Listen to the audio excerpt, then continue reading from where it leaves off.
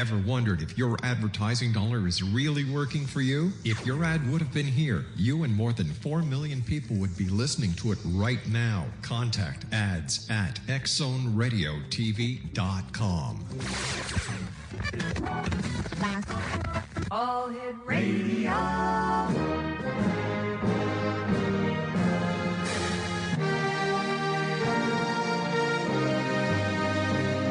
Welcome to the X Zone, a place where fact is fiction and fiction is reality. Now, here's your host, Rob McConnell.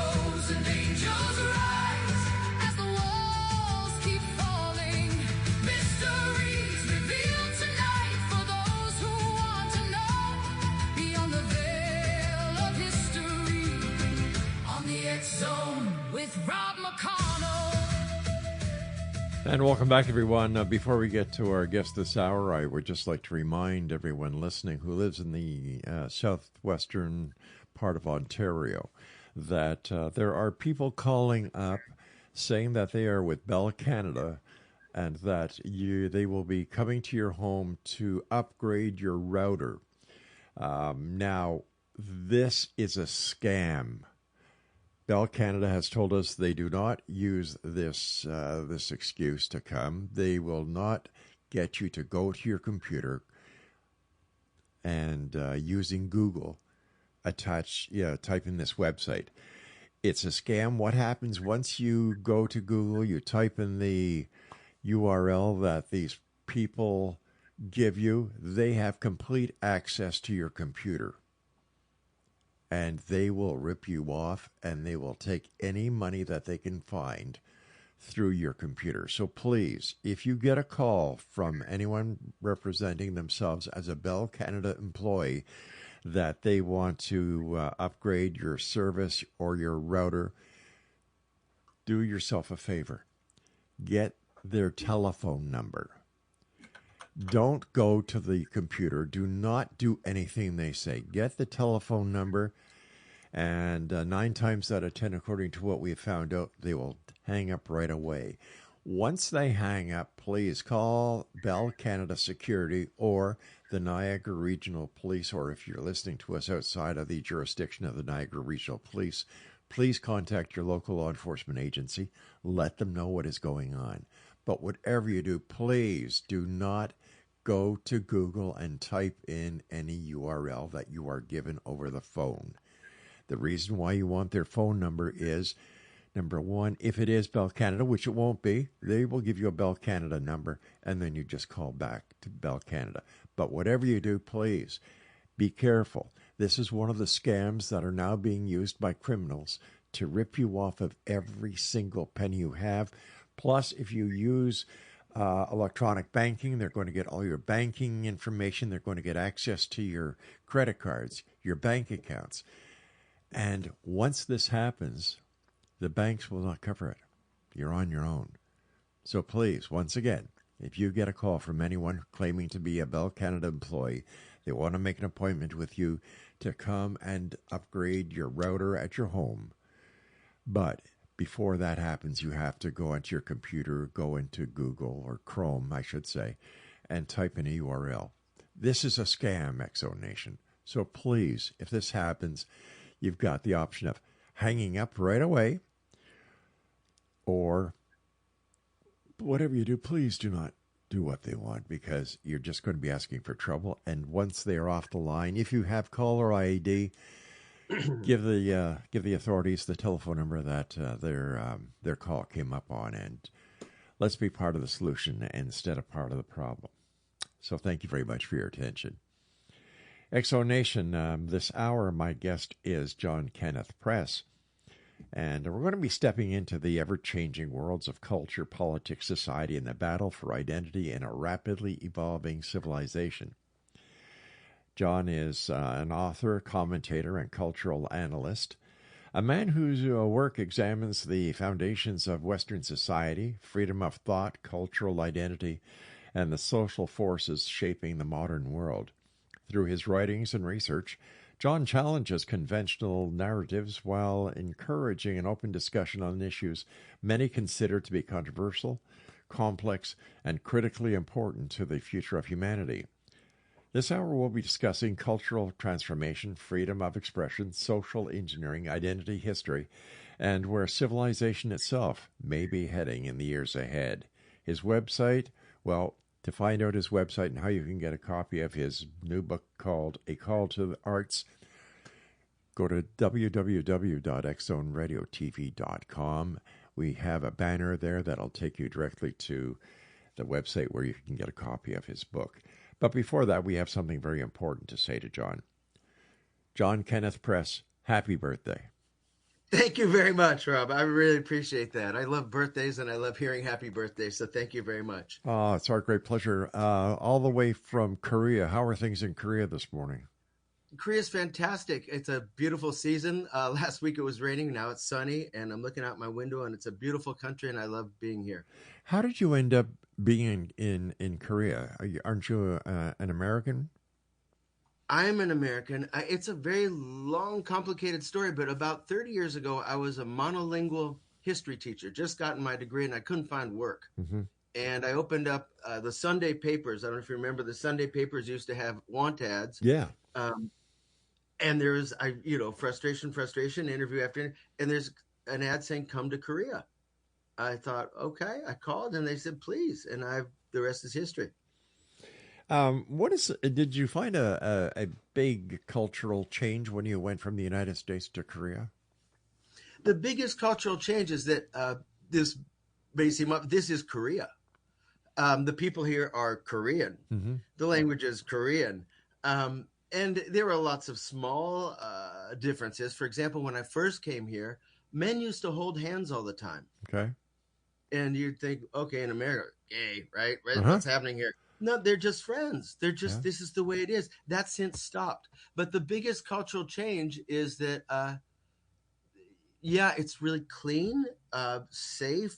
Everybody's Korean. And I am a complete. I don't want to say complete. I'm an outsider. So there's a strong sense of culture. Well, I've got a friend of mine who is a former member of the Canadian Armed Forces, and he went over to Korea as a liaison a number of years ago, and he loves it in Korea. He loves Japan. He loves China, and he has a great time. He's a great guy, so anywhere he goes, he has a great time. And he was telling us at supper a couple of nights ago that the culture in Korea and Japan and China is not as perceived by the Canadian and American audiences as seen through the lens of the media. Yeah. How so? Well, Canadians and Americans, as far as I know, have a totally different outlook on Korea. For example, the cities aren't clean, and the people are a little standoffish at time, and yet, from whatever I heard, that was negative through the eyes of the media. Being there, as far as he was concerned, everything was great. Everything is Yeah, clean. it doesn't get No, cleaner than the food is Seoul. super. The people are friendly, accommodating, and like it's great to hear. And doesn't surprise me that the media screws up stuff. And Absolutely. And yeah, as a Korean-centric person, I'll tell you the stereotypes are true about Japan and China, but Korea is the best. Okay, no, they're all pristine yeah. and safe. Well, The how warm are the people? It depends a lot on you, right? that's right. On how open you are and what you expect. Ultimately, you will never be Korean because Korea is a racial term. It's a racial nation. Japanese are Japanese people. The Chinese are Chinese people. Yeah. You will never be a Chinese person. But that said, you can have a fantastic life in China and you won't be harassed. If you're not overly sensitive, you have a great time here. I would imagine it's like that wherever you go. It's how you treat them, and how they treat you is just a reflection of your own way of handling new people, new situations. I always go in with a positive attitude, so wherever I've gone, I've never had a negative attitude. You're a professor. Yes. Okay, and what is your specialty? What do you teach? Well, I teach English language, which is basically conversation. The fault of the Korean education system here is that they prepare for tests. So they're steeped in grammar, details of grammar that are very arcane, but they've never practiced. So we talk and talk and talk. And before I taught culturism, I taught political science, I taught film, I taught, Wow. but after COVID, everything constricted. After COVID, I'm just teaching what I was hired for. Really? English. How did COVID affect Korea? I think it exasperated tendencies that were already there. I think in general, Asians have more social anxiety, and this has been has been researched, and it is truth from a genetic perspective. There's more social anxiety, so there's more of a withdrawal. Either you're with a group, so you don't stand out, or you're alone. And I think after COVID, Korea became a lonelier place for many. Unbelievable. You and I have to take our first break. John, please stand by. I'm looking forward to sharing the rest of the hour with you. Thank you so much for taking time to be with us tonight. And once again, from everyone here at CanCom Broadcasting, as well as Relmar McConnell Media and the Exo Nation, happy birthday to you. Thank you so much. Exo Nation, I'll be back with John Press on the other side of this break as we continue investigating the world of the paranormal and the science of parapsychology right here in the X Zone, Monday through Friday from 10 p.m. Eastern until midnight on the CanCom Broadcast Network and all our affiliates around the world. We are now in 170 countries, and you can also listen to us on your AM radio in southwestern Ontario by dialing in 1220 AM, and that is your hometown radio, Classic 1220, CFAJ AM, and they stream us right around the world. Where? On classic1220.ca. We'll be back. Don't go away.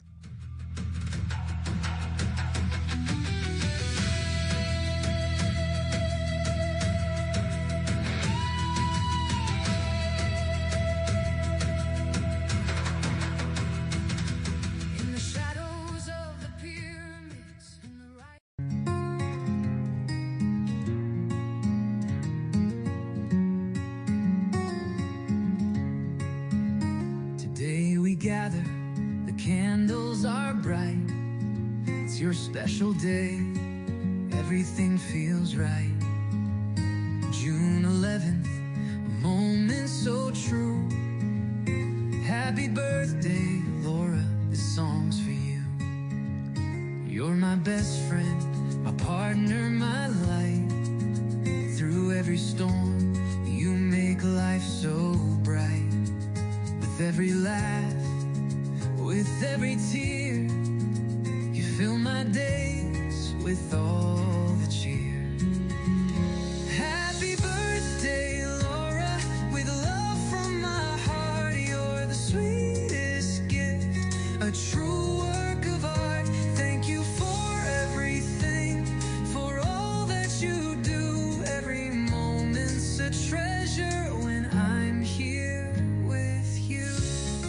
John Press is our special guest this hour. And John, the title of your book is A Call to Arts.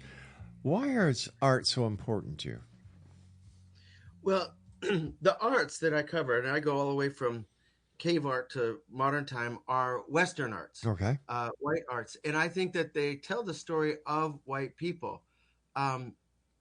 Like Korea is a Korean nation, I believe that the Western nations have a white identity, and it's not just enough to be racist. We also have to be culturist, and to be culturist, you have to know your culture. And so the history of art tells us who we are. So it's like a scrapbook of history. It's a scrapbook, but a scrapbook is just things that you write down. The works of art are purposely written. So these are letters from your ancestors to you. They're things they wanted you to know about, to communicate to you. But did they think that we would be able to understand what their meaning was? Like, I've seen some cave paintings, and you look at them and say, what message were they trying to get across? I can understand. I'm sorry. Go ahead, John. No. If you finish your question, sir. I was just wondering, was this part of the developmental process of evolution as let me see, as depicted by these pictographs? Well, it's certainly part of evolution. I believe that the fact that almost all of the early paintings are coming out, cave paintings we're talking about, are coming out of Europe, points to a special nature of the white people who have created almost everything, all inventions, all great art. I think our art is superior to all other arts. What happened in those caves? It's hard to know, but I'll tell you something interesting that I thought about while researching this. The caves are dark, right? I mean, that's obvious. You can't just go in and paint. So that means that they practiced outside before they went in, which points to having had schools of art training, which is a continuity of art. And another thing is when we look at the art, there's the art itself, but there are also markings, and these have largely gone unnoticed. There are 32 repeated markings that are repeated across Europe, and we can actually watch them disperse. So we not only have through the cave art schools, hypothetically, we can just induce this, schools, but we also have a Europe-wide network of people sharing in identity. They're quite amazing. And you ask, well, are these done on purpose for the future?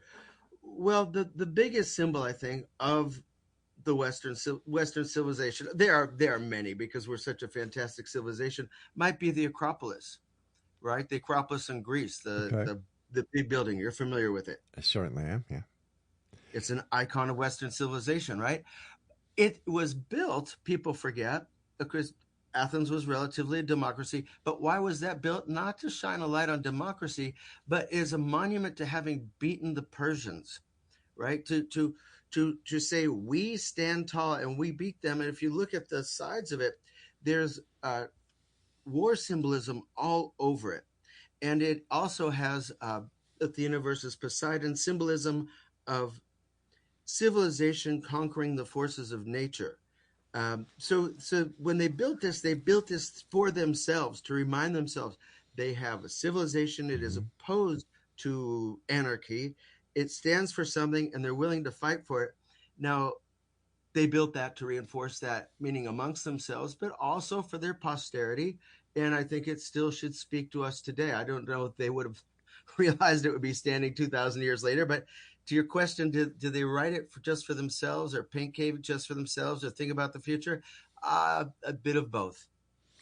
Now, you were talking about the cave paintings being done in the dark. Wouldn't there have been fire invented at that time? And could they not have brought the fire into the cave so that the cave was lit up? Yes, there would be fire there, but I'm just saying, where would you learn to do? Because these paintings are not crude. We think about them as stick paintings. They will have two heads on a bison looking different directions. They have subtle senses of movement. They use the curvature of the cave to accentuate the bodies of the animals. And so these are not just sort of primitive scratchings. These are Deliberate. from a modern art perspective, these are masterpieces. So, you know, if you're going to practice this art, practicing in the cave where you can't find the paint, et cetera, they must have had some organization outside. But what I like to think about in regards to what you said and what I talk about in the book A Call to Arts is that art has had different meanings throughout time. And when we look at cave paintings, we imagine them in the dark, deep in a cave. We're not talking about just going in one cave to keep them safe. We're going deep, deep, deep, deep into the cave where there's no practical benefit to it. And it's completely dark. And we have to imagine that there's a religious connotation to this, that this is not just art for art's sake. As we look at it today, we look at art and we go, that's nice art. No, it is cosmic resonating reaffirmation of a connection with the world, the earth, each other, the future. I mean, it's we don't have any text. I can't tell you exactly, but again, just using common sense, they had schools, they had a network across Europe, and there was a deep religious feeling in these works. So how do you think that Christianity was improved by Greek art? Well, the spirituality of the West is amazing. We underestimate. This is one of the themes in the book, A Call to Arts, is that ironically we don't just look at it as art. What has happened to the West? Why is the West being invaded? Why are our churches being burnt down? I believe that's because we have lost our souls. And what I mean is we've adopted this sort of flat materialism. We look at art, we look at cathedrals, we think of them as relics of the past. Now, Plato, to answer your question about Christianity improving on Plato created a beautiful religious cosmology. I don't know if what you know about Plato or what your listeners know about Plato, but he was a mystic. He was a religious person, and he created the idea of heaven and ideals in a very, very, very strong cosmological understanding that united him and to the world and included the gods and etc., but very broad. It was, however, as you might think of Greek art, kind of dry. Christianity is, we can say, this is don't take this the wrong way, I'm praising Christianity, but it is Platonism for the layman. It is Platonism democratized. It comes through mystery rites, which were just for the elite, but also sort of platonically aligned. And then we see God in heaven. We see God radiating into this world through Jesus. This is all Platonism. We see the ideals substantiated in this world. This is all Platonism, but we can see it. And moreover, if you look at crucifixion, we can feel it. Platonism and Greek art, I love it. Dry. It's for the erudite. Christianity is, oh boy, if you don't feel that, if you don't look at a crucifix and feel that, if you don't understand that there are ideals in heaven and God and a sense of mission and a miracle of life, I don't know what to tell you. You're a materialist. Get out of it. Exactly. You know, you asked about our listeners and their knowledge of Plato. The majority of our listeners have a reference to Plato, and that is Atlantis. You know, that's about the only connection to Plato that our listeners have. But to know that there's more to it, to him and what he was trying to accomplish in his lifetime, you know, it's very interesting. But just let me do a little bit of a caveat here. What is your impression of Plato's Atlantis? Real or fiction? Okay, so I'm going to answer that with something you might find shocking. Okay. The Old Testament is based on Plato's work. It's a metaphoring of Plato's work, Well, specifically wait a the second. Timaeus. Hold on here. Okay, The Old Testament is based on Plato's work, and yet the thank you. Old Testament was written way before Plato was even born. No.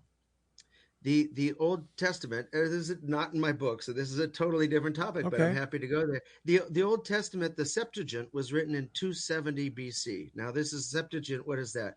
That's the Greek version of the Old Testament, right, for the libraries in Alexandria.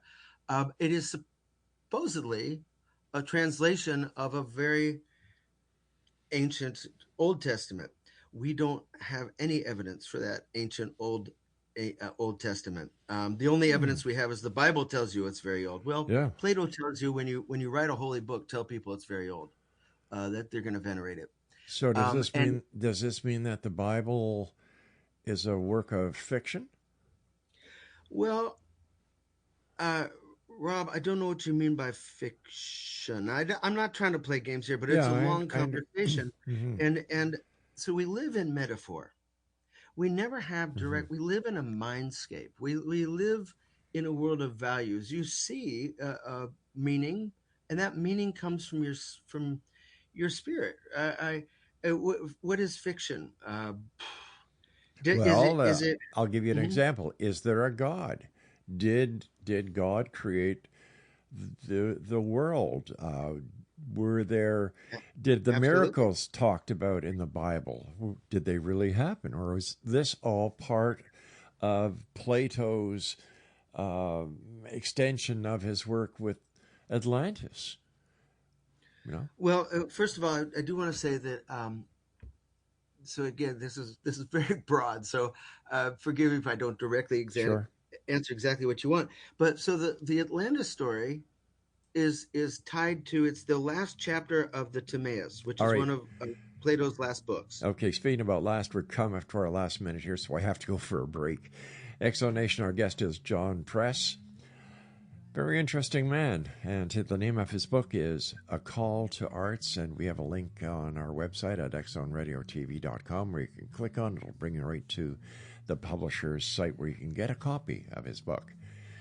The X Zone, a place where people dare to believe and dare to be heard, Monday through Friday from 10 p.m. until midnight, right here on the CanCom Broadcast Network and your hometown radio, Classic 1220, CFAJ AM, streaming at classic1220.ca. Every tear, you fill my days with all the cheer. Happy birthday, Laura.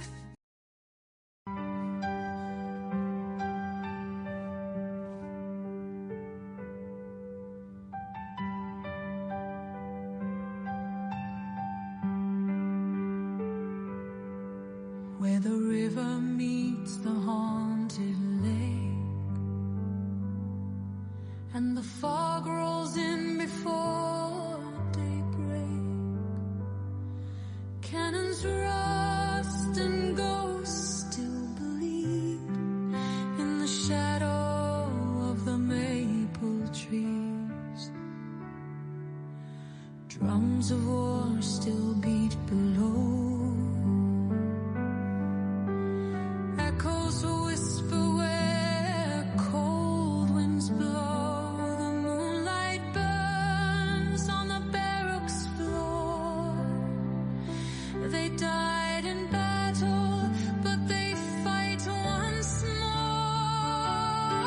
Haunted Fort George, the dead still call through shattered gates and crumbling walls. By lantern light, the soldiers mourn, forever bound where they were torn. Their muskets rise. Exonation, John Kenneth Press is our special guest. And John, I was taught to believe that it was Moses who wrote the first 4 books of the Old Testament. How, where does Plato fit into all of this then? Okay, well, it's the Bible is basically a Western Greco-Roman book, and I'm talking about New Testament. I'm talking about Old Testament as well. Okay. And you were asking me if God exists and about Yeah. Atlantis. And the Atlantis myth comes at the end of the Timaeus. The Timaeus is where Plato describes how the world comes into being, and Genesis is very, even phrase-wise, copied from the Timaeus. And I'm a big believer of intelligent design. I don't know if you've studied that much, but this universe, the way it came to being, the way Plato describes it, you've got the first there's light. Interesting. Okay, photons. You have the separation of earth and air. So, okay, the separation of the time, right, which gives us time. This is just too miraculous to be random. So you asked me such a big question. I'm having trouble summarizing it succinctly, but Plato comes first, then comes the Old Testament, which is allegorized, and that manifests Judaism, that manifests Christianity, and Christianity is both a nationalist Judaized movement, but also it is a fully Greco-Roman spiritual movement with life and rebirth. So it is a heady soup, but it is mostly Greco-Roman. So basically, it's a fiction novel. You know, I'm a guy that writes books. I've Sure. written quite a few books, and I find the fiction, nonfiction, literature, religion divides not as clear as you might. Do we? When you see a table, do you just see color and shape? No, you see a table. You've put meaning into that. That's a table, right? Is it really a table, or is that something you've ascribed to it? So when you say, well, it's just a metaphor, no, the world is really here, and it really was created, and it really is just unbelievably amazing. It's not something that is made up, but to understand it, you have to understand that that's a miracle, and that you're a miracle, and this is not just you, Rob, me, myself, are not just fiction. We're real, but we live in what you might call a fiction scape. But our thoughts are real. We are real. We are spiritual. So it's not just simply dismissed as, well, it's just a fiction metaphor. No, it is a manifestation that correctly describes being. I understand that, but the premise that Christianity is based on is on the Bible. And if the Bible wasn't written as Christians have been told throughout the centuries by the first four books being written by Moses, if that is not true, then how can we take anything else that the entire Christian religion is based on, this book, being not true? Doesn't that make the entire religion based on a fallacy, on a lie? Okay, let me ask you this. Yeah. So my book is called A Call to Arts, and Right. it goes through Greek art, it goes through Roman art, it goes through the Dark Ages, so-called Gothic, the Renaissance. Did all of that happen? I mean, we have evidence. We have the Gothic cathedrals. Yes, definitely. Did it happen? Did it manifest out of understanding? Is it real? Was the understanding real? Was it fiction? Does it not really exist? We to compartmentalize real and not real in the way you're doing, I think, is a disservice to life itself. Not to be too heavy. And so do the way things manifest. Okay, the God manifest was people say that Jesus was this. Well, he was this, and he was that, and he was that, and he was this. And the meaning of Jesus changes throughout time. It's a relationship that evolves and that spreads, that permeates reality. So I'm gonna again push back when you say something is fiction. It's not true. That's a misunderstanding of the way the world works. And again, we're getting into deep waters, but this is my perspective. So it is not.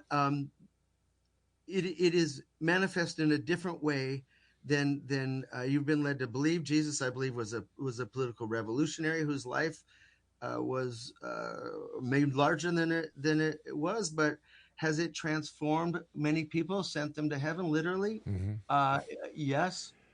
Has it done this? But you see, you just said sending people to heaven. Well, if the Bible wasn't written as we have been told by Moses, and if Jesus was a revolutionary instead of this prophet, this saint, the Son of God, how do we know heaven is even real? Why would we use that phrase? Wait. Did you just say that Jesus wasn't the Son of God? Yeah, I did. No, definitely he was the Son of God. How do we know that? Well, first of all, because it said it so in the Bible that. First of all, Rob, and I don't want to be argumentative, and we talk about art, but Okay. We're all the Son of God. Rob, you are an emanation, sir, of the universe. I hope you don't find that too explosive, and maybe you want to reconfine yourself. No, I'm not. I'm Rob from Canada. You are an emanation of the universe. Jesus is an emanation. The Bible is an emanation of the universe, a very special one. I understand that, but if we're saying that the Bible is not what we believe it to be, how can we believe that anything in the Bible is real? Everything is real, Rob. So let me just take this in a slightly different direction. Okay. So I believe that perhaps, I don't want to pigeonhole you, but people like you who are fundamentalist Christians will chafe at what I'm saying. Okay, got it. Okay, cool. And I understand why. The very literal sort of thinking about spiritual matters, paradoxically. My biggest concern is that the West itself thinks in materialist terms like this. There's realism. Things that are not real are fiction. Fiction is so it's dead. It's not real. The only thing that's real is matter, what I can touch, what I can eat. Everything else is just silly. Okay.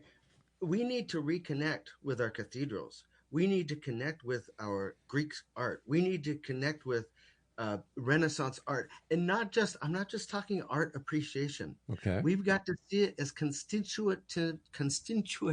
Oh, I'm going to not get that word right, but making up who we are, part of us, right? That art is you. You are that art. You are the observer, but you are also the subject, right? When you look at Michelangelo's David and his stare out, that made civilization. That made us able to take on the world. And it's, of course, it is part of that, but it's also Michelangelo's will to power. But that is also who you are. And unless you feel a connection to that, unless you see that as a glorious manifestation, unless you have a spiritual resonance in front of art, I'm afraid that we just think of our history, ourselves, our art as just sort of material products. And I'm kind of surprised, to be honest, Rob. I would think that from what I know of your show, that you would have a sort of spiritualist bent. But anyhow, wait a second here. Hold on here. Hold on. Whoa. I don't make this about you, but I believe as a civilization. Hold on here. Give me 1 second. Let me finish No. My show. My show. No. My show. Okay, go ahead. All right. You're the one who told us, the audience, that it was Plato that wrote the first 4 books of the Bible, not Moses. So it was you. Based on Plato. All right, based on Plato. Well, then who wrote the Bible? Well, that's a very good question. That's a very big question and a very big mystery. It was probably in the form it's in. We're talking Old Testament. There are 70 scribes in 270 BC who wrote it. Now, what sources did they use? They used quite a few sources. So did they just invent it whole cloth? No. And did Yahwehism, I won't say Judaism, Yahwehism exist prior to the writing it down? Yes. Again, it's a deep thing, but mostly, and then did it ever get edited? Sorry, yes. So no, the idea that I don't think the idea that Moses didn't single-handedly write everything, including about his own death. I don't think that not being literally true makes the Bible smaller in any way. I think it makes it explosively huge and great. And and that I wish that people would see that they are a part of this explosively huge and great unfolding. I think people do, but not the I way hope that you do. okay. You see, But my you feeling is when people go to, so if you look at the museum, the churches across Europe, they're largely museums now. sure. The people they despite themselves when they walk in, they feel a resonation, but they think well, this is all myth. This is all silly. It's not, I'm not Christian anymore. And why, I start my book, asking about why are the churches across Europe being, burned down? Why is Europe becoming less and less a Christian white area? When a dam breaks, you don't blame the water. The water floods. That's what it does. The dam has to be strong, and we have to reinvigorate our connection, our spiritual connection with our ancestors, with our art, with Christianity, with Platonism, with all of these things. And yeah, I don't think that people today buy a literist version, but that doesn't mean that what we're reading in the Bible doesn't mean our art history, doesn't mean our philosophies, it doesn't mean our mystery religion, doesn't mean these things aren't real and true. All right, stand by. We've got to take our final break for this hour. Exonation, John Kenneth Price is our special guest, and we will return as we continue this very interesting conversation here on the X Zone with yours truly, Rob McConnell, from our broadcast center and studios in St. Catharines, Ontario, Canada. Don't go away. Echoes whisper where cold winds blow. The moonlight burns on the barracks floor. They died in battle, but they fight once more.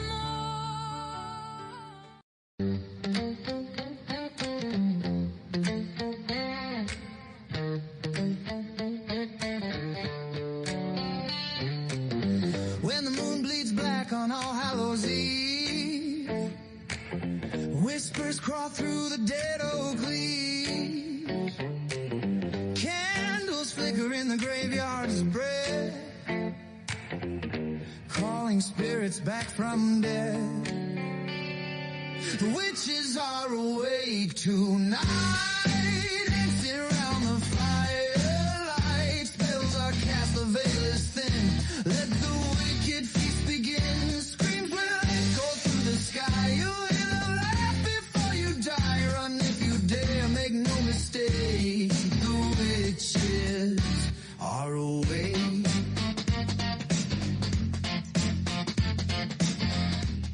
Welcome back, everyone. John Kenneth Price is our special guest this hour. And Kenneth, I admire your love of art.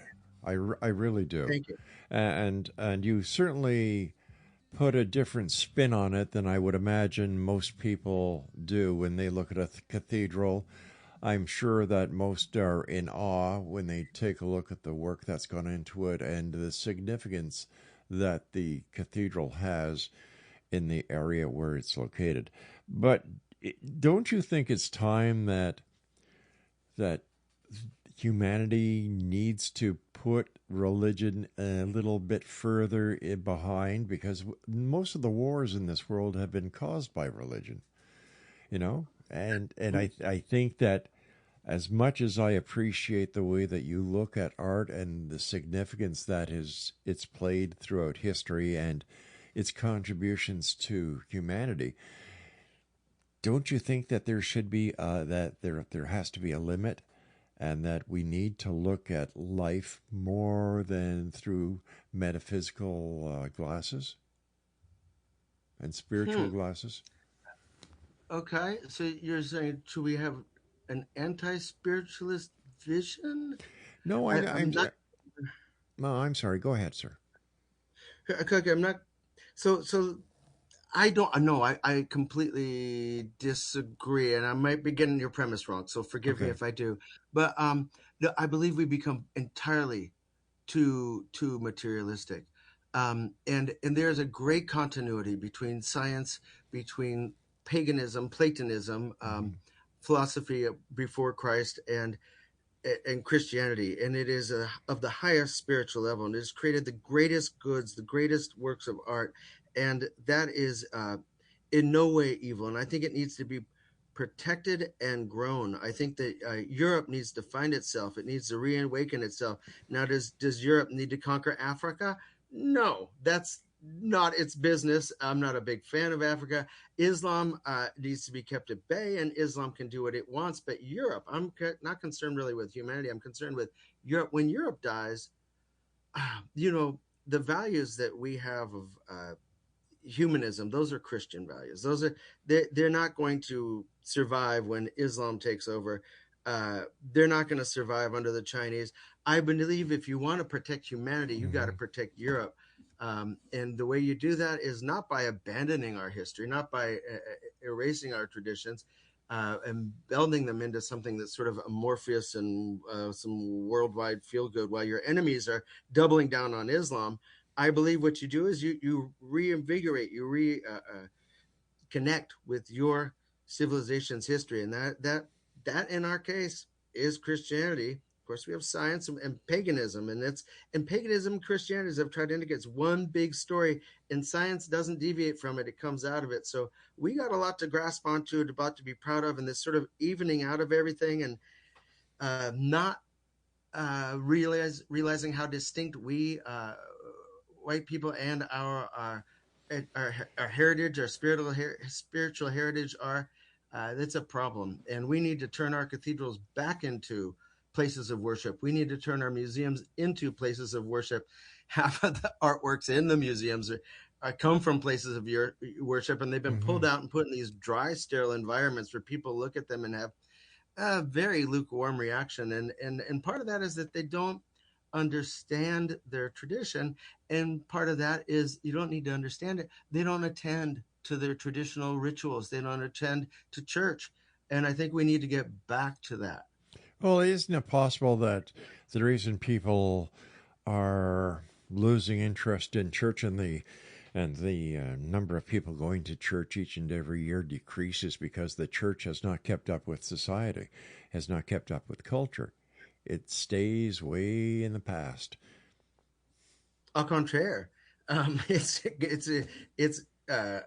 grabbing onto as much modernism as it can. I think that it's less natural law, far behind ordaining women, accepting divorce, all sorts of things. Yeah.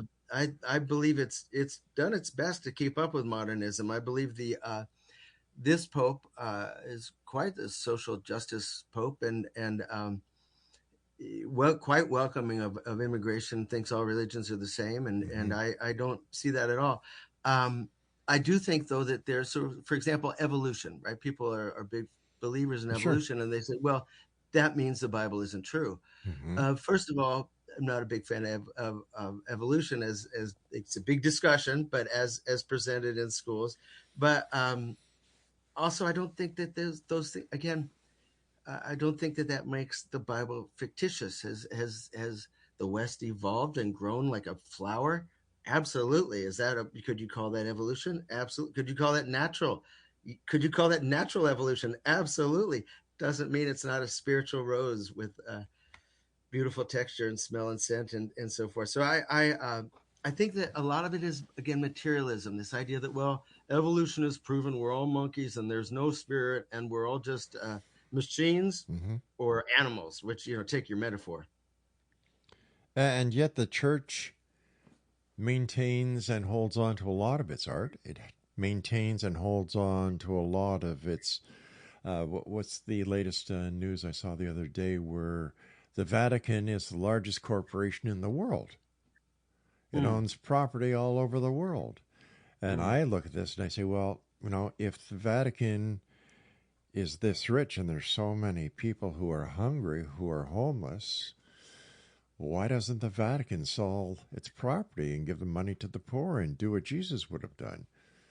So how can people really appreciate? How can people really appreciate religion in today's society? Jesus, when they said, "Oh, she's wasting perfume, expensive perfume on us," he said, "The poor will always be with us." I'm not a materialist, so I'm not so big into redistribution of materials. That's a materialist position. But I am a spiritualist. I am a culturist. a racist and a culturist, and I believe that they got a lot of problems. And the wealth is not a problem. It's not. It's. I don't know. Do you think the Pope actually believes? Do you think he celebrates? It's hard to say, but I believe that we have to re-inhabit our traditions. I don't know if you're familiar with Rupert Sheldrake, but he talks about patterns of traditions and invigorating our churches via participation, and the Spirit will grow out of that. I would plead why churches are being burnt down partially because there's no one in them. I would, as a first step, because spirituality is something that grows, even if you don't believe. If you're a materialist and you feel like, oh, I don't have enough evolution happened. I'm just a monkey. I'm a machine, a computer, and I don't have enough money. Spend your weekends. Just if you care about Western civilization, if you care about art, if you want the legacy to continue, spend an hour a week in a church, please. And it may develop, it may grow. And once all the churches are burned down, once our artworks are vandalized, you can't recreate them. The Renaissance was built on refining all of art. But if our art is gone, if our churches are gone, we are left amnesiacs. We have nothing to rebuild upon. So I just think it imperative that we become again religious, and I'm not going to say that's a bad thing. And I don't mean religious. I mean spiritual. Religious, to become have a relationship with the church, a relationship with each other, a relationship with our past. And if you're an intellectual, Plato. If you're not, each other in Christ. Okay, why do you? What do you think of Hitler's art? Hitler's art it's a really interesting. First of all, if you've seen his art itself, it is technically great. It is empty and cold, and if you look at his architecture, it's so cold. What it lacks in both cases in his watercolors, people. He has no people. That's why he didn't get allowed into the Vienna School of Art, for which he applied twice and was rejected twice. His buildings, though, did create community. They created fantastic community. You have to realize his dry buildings are just a backdrop. But he had these art shows where he had degenerate art and then great German art. And he had these very popular art shows. He was stern.